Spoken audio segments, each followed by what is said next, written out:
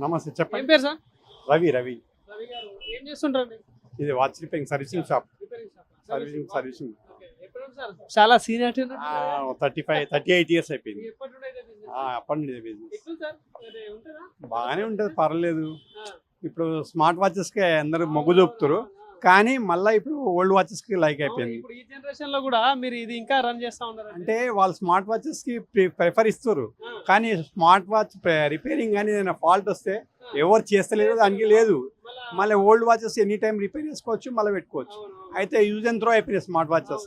అయితే పబ్లిక్ కొన్నాక వాళ్ళకి ఎక్స్పీరియన్స్ అయినాక మళ్ళీ పాత వాచెస్ కాబట్టి నడుస్తుంది మాకు. ఓల్డ్ ఇస్ గోల్డ్ అంటారు కదా. మళ్ళీ ఎంత పోయినా ఓల్డ్కే వస్తుంది ఫ్యాషన్, దానివల్ల మళ్ళీ మంచిగా అవుతుంది.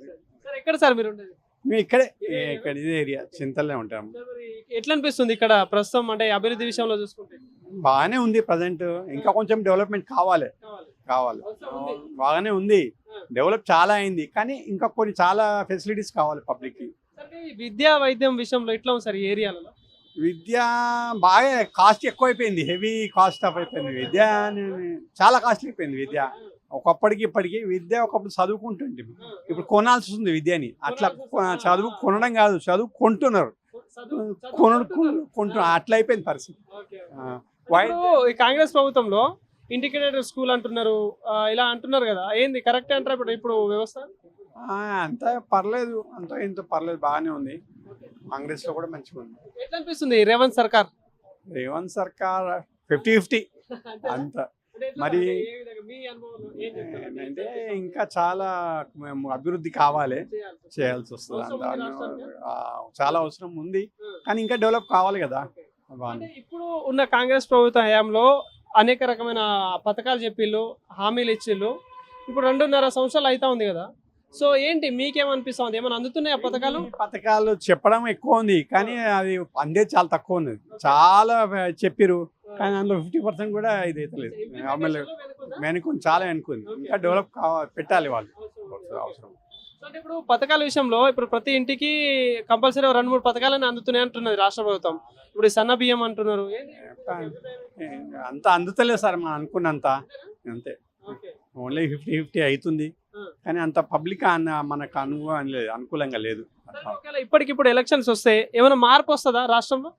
రావచ్చు, మార్పు రావచ్చు. ఉన్నాయి. మరి ఇంతకుముందు కేసీఆర్ ఉండే, సో ఎట్లా అనిపించింది కేసీఆర్ గవర్నమెంట్?